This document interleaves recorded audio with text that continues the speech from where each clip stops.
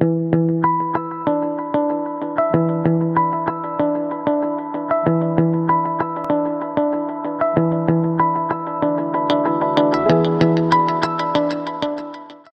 à tous et bienvenue dans cette interview du blog de Marketing Immobilier pour les pros. Aujourd'hui, on va discuter avec Hervé Parent. Donc Hervé est notre père spirituel un peu en matière de marketing immobilier en France. Merci. Auteur ou co-auteur du livre Marketing Immobilier, donc sorti en 2010 et dont une nouvelle version mise à jour est sortie il y a à peine... Elle est dans les rayons depuis juillet. Depuis juillet, voilà. Et depuis l'année dernière, donc fondateur du Salon Rent, et donc on va en parler en deuxième partie. Est-ce que tu veux compléter un petit peu ton parcours pour démarrer? Nous expliquer un petit peu comment tu en es arrivé à ce sujet qui est quand même un sujet de niche? C'est un sujet de niche, mais moi j'ai toujours fait du marketing dans des secteurs variés. Et je suis arrivé dans l'immobilier en 95, dans l'immobilier d'entreprise, pour y faire du marketing. Et je suis toujours resté sur ce positionnement, puisqu'on parle marketing, même si je l'ai appliqué dans l'immobilier d'entreprise, dans le logement social et dans l'immobilier résidentiel. D'accord, très bien. Et donc tu as participé à la rédaction de cet ouvrage donc, de référence, c'est le seul sur ce sujet du marketing immobilier. Est-ce que tu pourrais assez simplement nous dire quelle est la spécificité du marketing, de l'immobilier pardon, dans le domaine du marketing justement? Qu'est-ce qui fait que le marketing est si spécial pour l'immobilier? Les techniques marketing sont les mêmes pour tout le monde, pour tous les secteurs. Il y a des grandes différences en fait suivant la taille des entreprises. Naturellement, quand on est chez Coca-Cola ou chez Danone, on ne fait pas le même marketing que quand on est agent immobilier. Alors, une des spécificités de l'immobilier, c'est qu'il faut l'écrire au pluriel, puisque immobilier d'entreprise, promoteur, agent immobilier, administrateur de biens, voire logement social, naturellement, les actions marketing ne sont pas les mêmes, à cause de la taille des entreprises, à cause des mécanismes. Notre ouvrage, à Fabrice Larceneux, mon co-auteur et à moi-même, en fait est articulé en deux parties. La première partie, Fabrice, qui est un homme de marketing mais également un psychologue, l'a orienté sur le comportement du consommateur. C'est une des bases du marketing. C'est tous les ressorts qui font que les gens achètent, pourquoi est-ce qu'ils ont besoin de logement, quelle est l'image du logement, comment on se projette dans un logement, tout ce qu'il y a derrière aussi logement, parce que voilà, le logement c'est une seconde peau, donc on rentre dans des choses très, très intimes et très intéressantes, et que le professionnel doit connaître, parce que s'il ne comprend pas pourquoi la personne qui est devant lui n'est pas simplement en train d'acheter des mètres carrés, mais en fait il achète un endroit où il va vivre avec sa famille, il ne pourra pas faire la vente, il ne pourra pas satisfaire le client.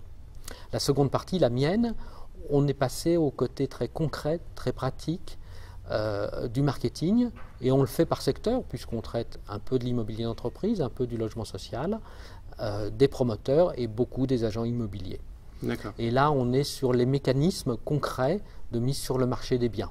D'accord. Effectivement, il y a de grandes différences d'approche entre l'immobilier neuf, de promotion, l'immobilier ancien. Aujourd'hui, en tout cas sur la deuxième partie, on va plutôt se concentrer sur l'immobilier ancien, qui fait l'objet de pas mal de changements. Première édition en 2010, nouvelle édition 4 ans après. Qu'est-ce qui a changé depuis ces 4 dernières années pour justifier justement cette mise à jour d'ouvrage? Alors la mise à jour, d'abord le premier tirage a été épuisé, il fallait rééditer, donc il fallait absolument en profiter pour actualiser tout ce qui était chiffres. Voilà. Ensuite, on a insisté sur les points qui nous paraissent les plus importants, et notamment, et ça n'étonnera personne, tout ce qui se passe autour d'Internet, et c'est là où on a le plus enrichi l'ouvrage, notamment avec par exemple des parties sur les réseaux sociaux, avec plus de parties sur les annonces sur les portails, plus de chiffres plus récents. D'accord.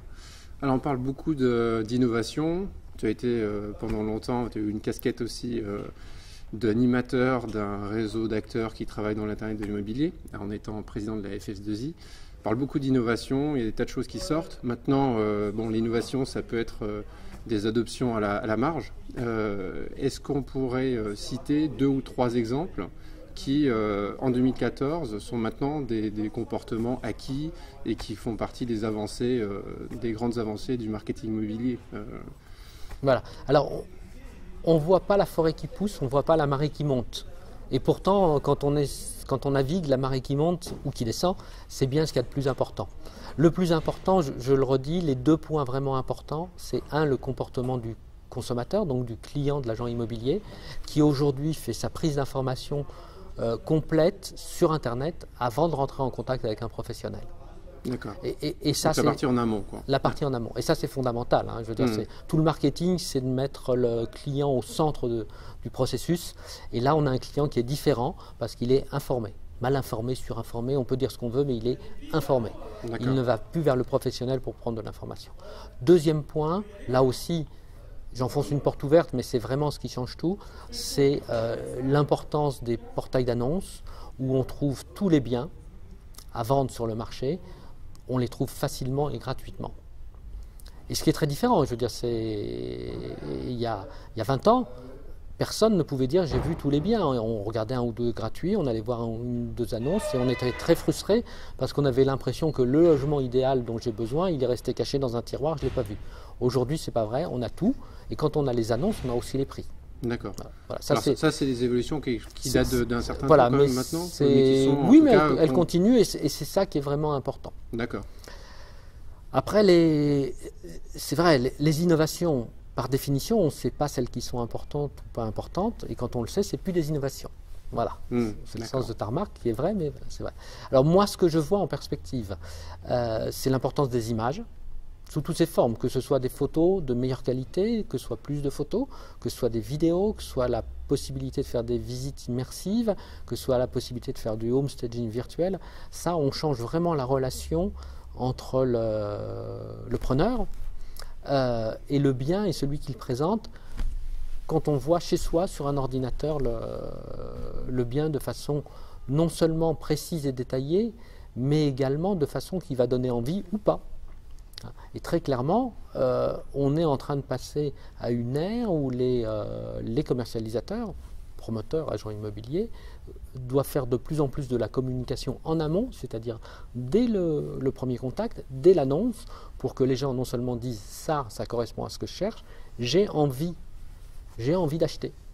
On est dans un truc de compétition, on est dans une compétition, on a plein d'annonces, on ne va pas simplement regarder, tiens, l'emplacement, le prix, la surface, c'est bon, j'appelle. Ah, j'en ai 20, peut-être que je vais appeler 20 agents immobiliers, mais il y en a toujours un qu'on appelle avant les autres et un qu'on appelle après les autres.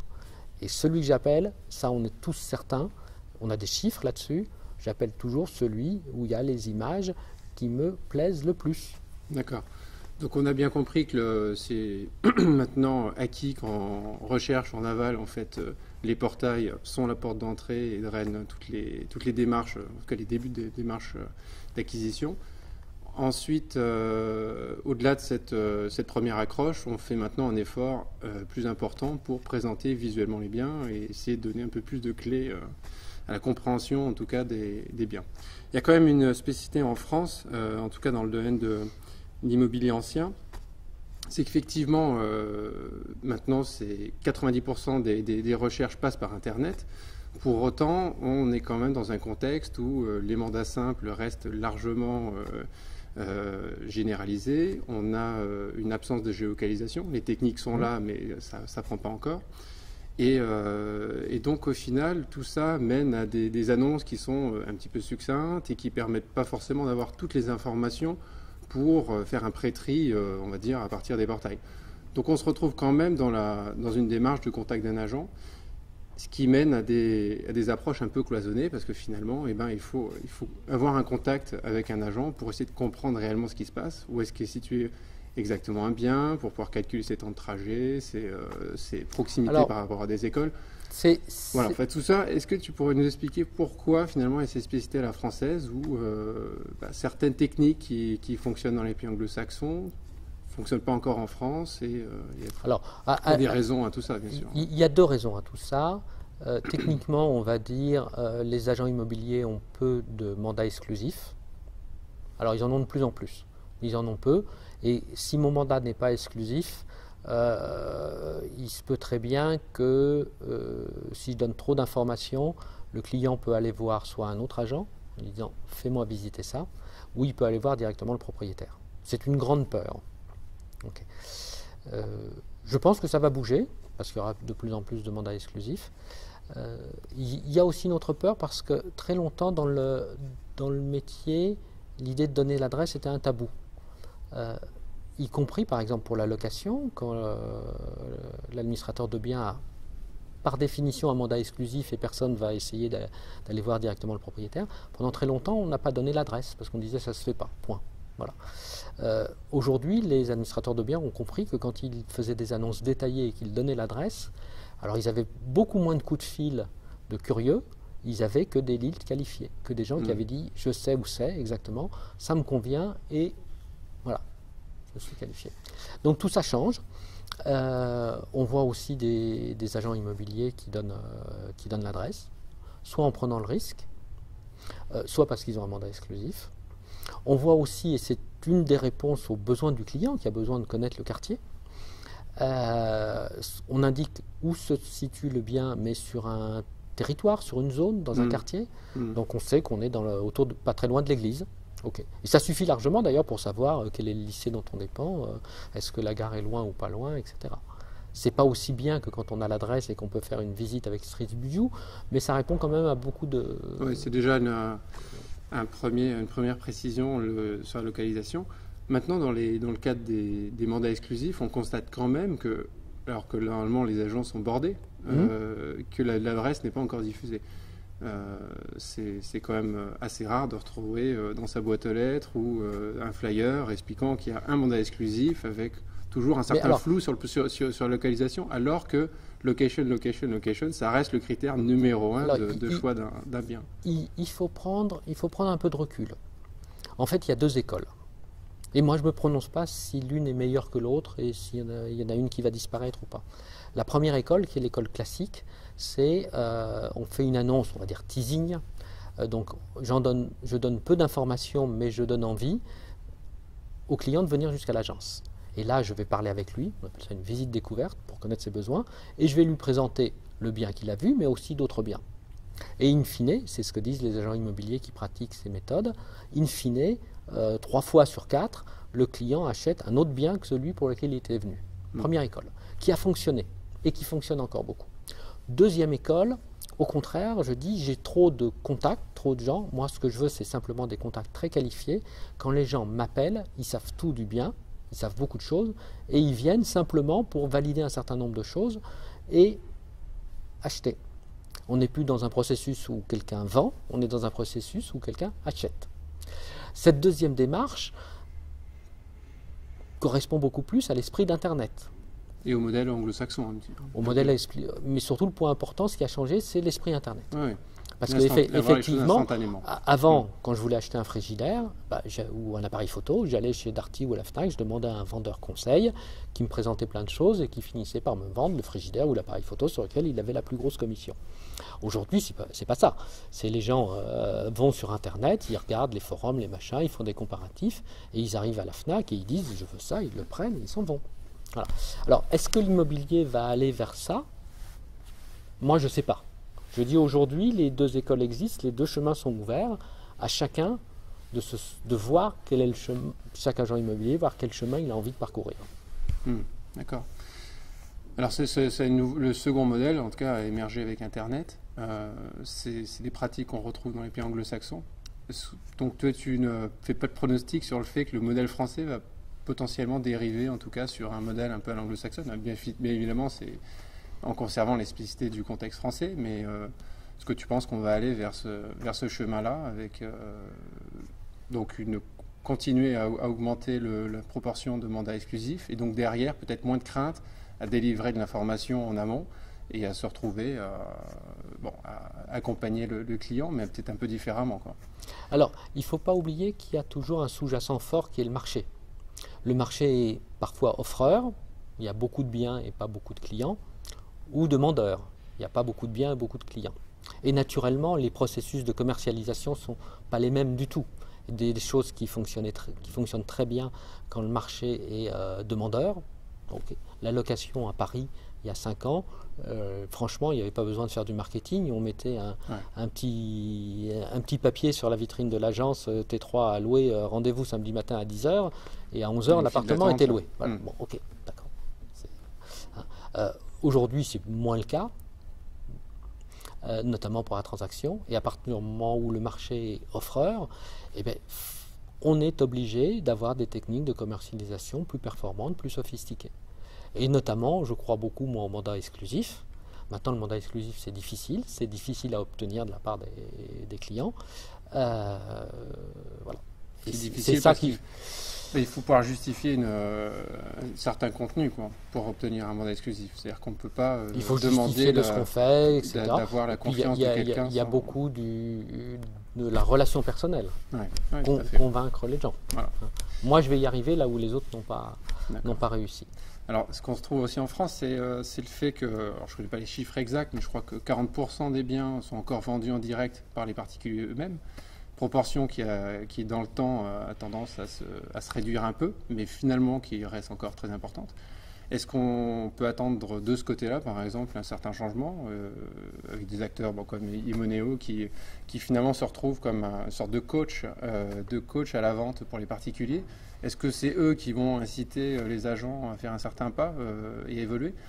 Et je fais un petit parallèle aussi avec l'image des agents qui est quand même pas très très bonne. C'est une profession qui est un peu décriée pour un certain nombre de choses. Donc il y a des attentes, en tout cas des acquéreurs. Et puis il y a les particuliers qui vont peut-être pratiquer les choses autrement. Est-ce que tu penses que ça va faire bouger un peu les lignes?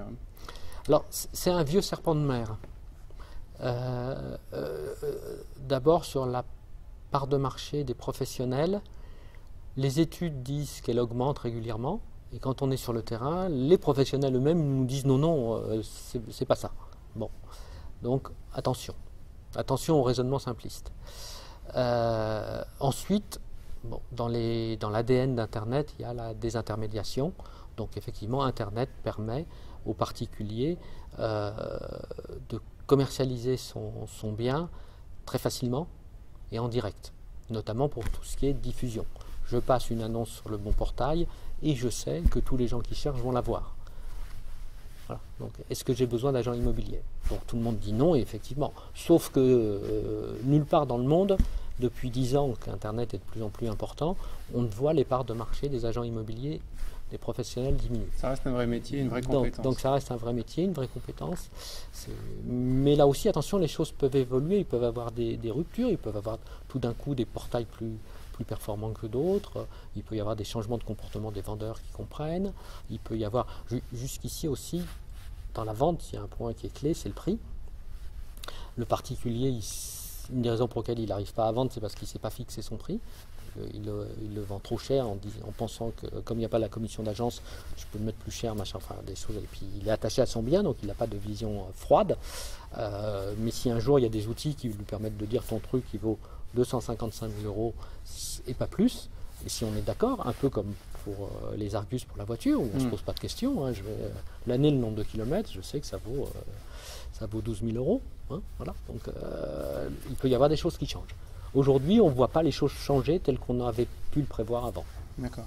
Il y a quand même un paradoxe aux États-Unis qui reste que c'est un marché où justement les agents immobiliers gèrent la quasi-totalité des transactions et pour autant ils donnent énormément d'informations en amont, ils donnent l'adresse, ils donnent des photos. Ils ont des mandats exclusifs. Ils ont des mandats exclusifs. Donc il y a peut-être vraiment un lien entre tout ça finalement. Alors le marché immobilier américain n'est pas aussi simple que ce qu'on raconte. C'est pas un marché où les professionnels ont 100%. Ils n'ont pas 100%. Leur part de marché est peut-être en train de diminuer un peu. Ils s'inquiètent de l'arrivée d'Internet et de la désintermédiation, même si aujourd'hui c'est pas là.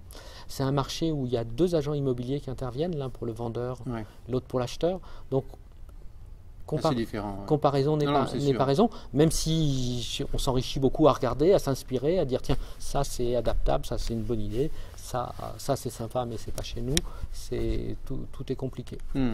La vraie menace, hein, c'est pas le particulier à particulier, hein, c'est que les acteurs Internet deviennent les acteurs centraux, de par leur puissance, leur richesse, et de par le fait qu'ils ont, eux, le pétrole. C'est-à-dire, c'est eux qui ont le contact avec les acheteurs. Donc les vraies interrogations sur l'avenir, c'est est-ce que ce sont les portails qui en fait vont avoir des sous-traitants, les professionnels, mais est-ce que c'est les portails ou est-ce que c'est Google?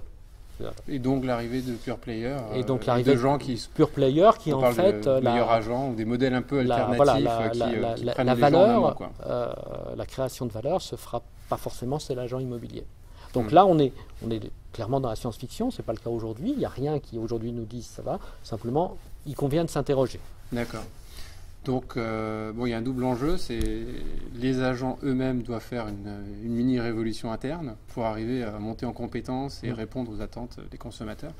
Et puis aussi le faire dans un certain rythme, parce que sinon, effectivement, on va se retrouver avec ces acteurs un peu nouveaux qui ne sont pas de l'immobilier, mais qui vont tirer profit de toutes ces possibilités sur Internet qui vont permettre de défricher de nouveaux territoires, quoi. Donc, d'accord. Alors, je reviens un petit peu sur la démarche d'acquisition. Donc, on a dit que c'est acquis maintenant que tout le monde passe par les grands portails pour faire ses recherches d'acquisition. Donc, on va dire Se Loger et Le Bon Coin pour faire simple. Le Bon Coin arrivant en très forte progression depuis quelques années. Oui, alors c'est plus compliqué que ça. Certes, moi je ne remets pas en cause les chiffres. Mais quand on regarde les chiffres dans le détail, ceux de Médiamétrie, ceux de Google, d'abord on ne peut pas dire qu'il y ait un ou deux portails qui est 100% des recherches. Ça c'est clair. Quand on regarde, voilà. Donc ça veut dire qu'il y a des gens qui recherchent ailleurs que sur les portails leaders. D'accord. Voilà. Donc on va prendre, un panier de moteurs de recherche. Effectivement, de toute façon, les lignes ont bougé effectivement dans les dernières années. Mais en tout cas, la démarche reste quand même de passer par un portail en premier. Ma question... Alors, on ne sait jamais si c'est en premier. Là aussi, moi, je fais partie des gens qui, il y a maintenant 10 ans, j'ai dit, comme ça, c'est quelque chose que j'aime pas faire, mais à titre pédagogique, j'ai dit 80% des recherches passent par Internet. Je n'ai jamais dit en premier. Ça a été repris partout.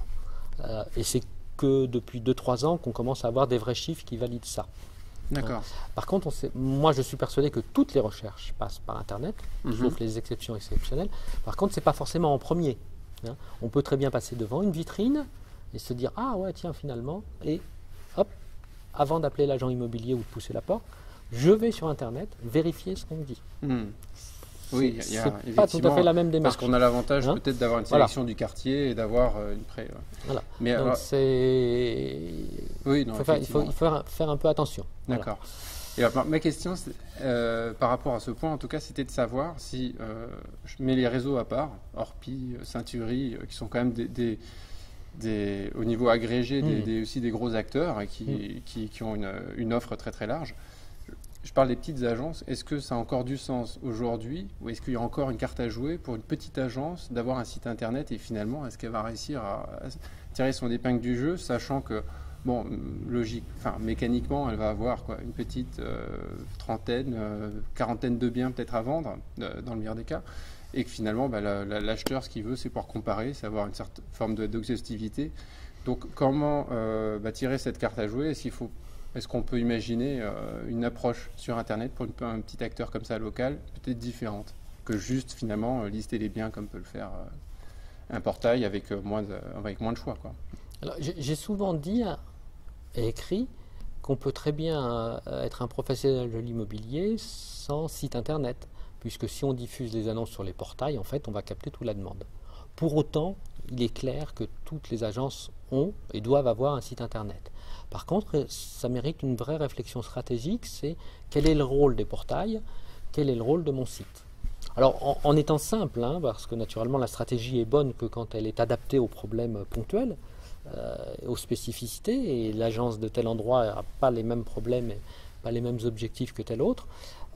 En étant simple, on dit les portails, c'est fait pour créer des contacts, le site de l'agence, c'est fait pour rassurer. Ah, j'ai vu une annonce sur un portail, je vais voir l'agence, je regarde les autres biens, je regarde qui il est, etc. Je fais une visite et je retourne sur le site de l'agence pour en savoir un peu plus sur le bien et un peu plus sur l'agence. Voilà, donc c'est ça. Il y a aussi un enjeu d'image, c'est-à-dire que c'est un agent immobilier qui essaye de prendre un mandat et qui dit j'ai pas de site internet, il va manquer un peu de crédibilité. D'accord. Alors donc il y a une présence à minima qui est une obligation. Maintenant, si on veut avoir un peu d'ambition sur Internet et qu'on est un petit acteur, donc toi, tu dis en tout cas qu'il faut plutôt jouer la carte de la confiance, de l'expertise peut-être locale et de montrer que finalement, on va être le bon intermédiaire pour Oui, accompagner. Les deux points clés du métier d'agent immobilier, c'est l'expertise locale. Et effectivement, l'argument, même si ce n'est pas dit comme ça, c'est je suis agent immobilier ici depuis 20 ans, donc je connais très bien. Et c'est un vrai argument. Oui, oui. Et c'est vrai, et c'est important, c'est vraiment un point clé. Le deuxième point clé, c'est la relation humaine. Bon, on me dit toujours, mais vous me parlez d'Internet et l'humain là-dedans. Okay. Mais il y a toujours un moment où on est en relation. Oui. Voilà. Et ça, dans la relation humaine, quelqu'un qui veut vendre sa maison dans un village ira toujours vers l'agent immobilier du village qu'il connaît parce qu'on voilà, est du même endroit, on se croise. J'ai un ami qui a ouvert une franchise un jour en province, qui était un Parisien, et il a laissé tomber. Il m'a dit, c'est très simple, je ne peux pas avoir de mandat parce que tous les vendeurs, en fait, ont été à l'école, au collège, au lycée, au golf ou je ne sais pas trop quoi, ou au foot, avec mon concurrent. Et donc forcément, une relation qui s'est créée. Ouais. Il donne toujours le mandat à l'autre. D'accord. Bon, on va terminer cette première partie sur le marketing, juste pour expliquer un peu ce que pourrait être la journée type d'un agent immobilier au goût du jour de ces nouvelles pratiques marketing. Comment tu vois un peu les choses? Avant, bon, il faisait beaucoup de travail de terrain, voilà. Est-ce que maintenant, l'agent d'aujourd'hui, qui a de voir plusieurs casquettes, un peu comment tu décrirais sa journée? Alors, je pense que demain, il passera plus à son agence.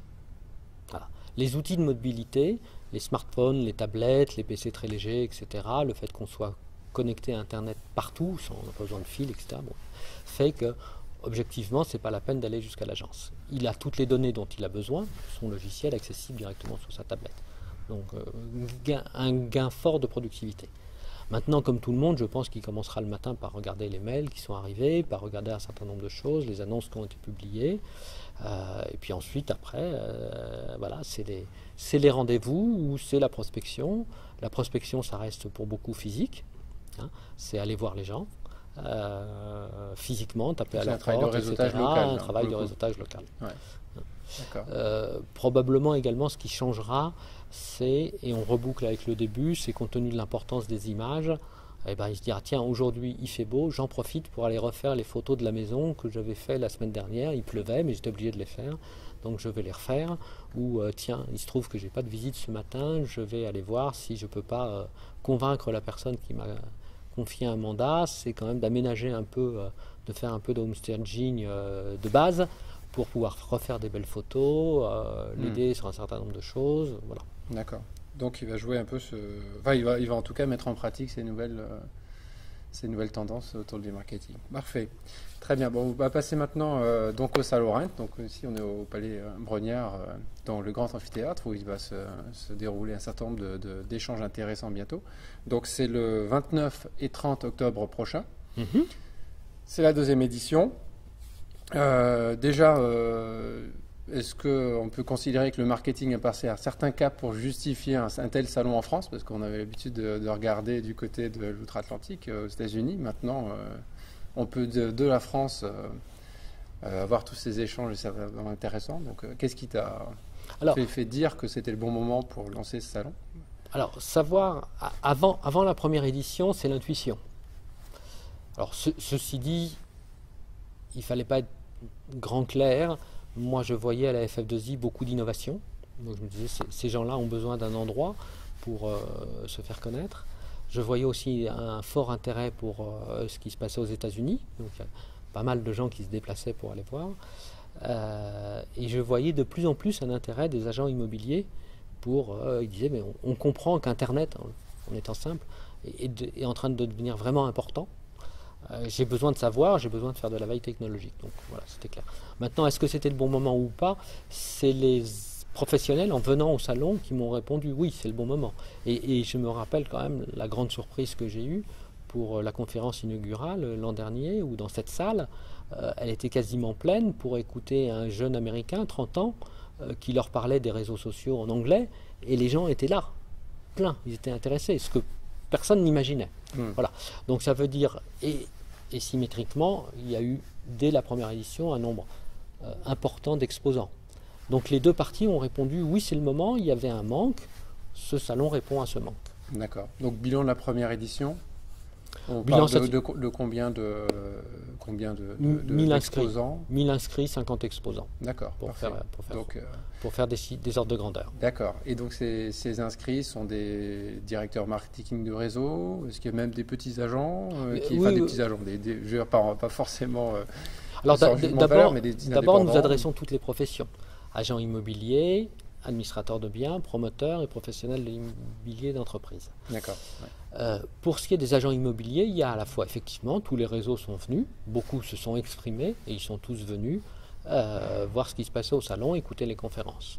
Ensuite, il y a beaucoup d'agents qui viennent de loin. On m'a dit, bon, ton truc c'est à Paris, tu auras les Parisiens. Okay. Les premiers qui sont inscrits, c'est des Corses et des Guadeloupéens. Ah oui, Guadeloupe, quand même. Oui, ça, c'est quand voilà. même. Et il y a beaucoup de petits agents. La taille n'est pas le point clé. Le point clé, c'est la compréhension du fait que ces nouvelles techniques, il faut les connaître. D'accord. Parfait. Alors, quels vont être les grands moments forts de cette deuxième édition? Tu peux nous parler un peu des speakers, enfin tous les conférenciers, est-ce qu'il y a des conférenciers un peu de taille qu'on pourra, ou cas de gens intéressants à écouter? Si je dis que certains sont intéressants et pas d'autres, je vais en vexer quelques-uns. Bon. Non, mais tu parlais du jeune américain de 30 ans. Alors, voilà. Donc on aura effectivement plusieurs conférenciers américains qui vont venir. On aura, parce que là, je pense que je vexerai personne, Google va venir. Donc ça c'est un point important. On a également Adobe qui va venir puisqu'ils ont racheté Neolan, un acheteur français, et sur la génération de leads et sur l'emailing, qui est un autre outil. On parle beaucoup du web, mais l'emailing c'est important. C'est quand même des gens tout à fait au fait de ce qu'il faut faire et qui connaissent l'immobilier. On a des conférences assez pointues. On a des conférences, à dire, plus stratégiques, politiques, mais on a des conférences pointues. Celle qui me vient à l'esprit, on en a une sur le CRM, qui est à la fois les aspects, mais c'est des aspects techniques intéressants, utiles tout de suite. Tout de suite, et puis on a des choses plus ludiques, j'espère, mais j'en suis sûr. On a une société américaine qui vient faire un panel marketing. Panel marketing, ça veut dire qu'il y a un expert qui interroge les consommateurs réunis ensemble. Là, les consommateurs vont parler de comment je cherche mon logement sur Internet. Donc en soi, c'est vraiment intéressant pour tout le monde, qu'on soit portail, qu'on soit agent immobilier, qu'on soit réseau. Et là, ça sera en public. Voilà. Alors cette société qui est en Californie, elle le fait aux États-Unis très souvent dans les conventions des réseaux. Donc ils maîtrisent ça. Donc là, voilà. Il y a un peu une inconnue puisqu'on ne l'a jamais fait. On va voir comment ça se passe, mais ça sera sûrement intéressant. D'accord, très bien.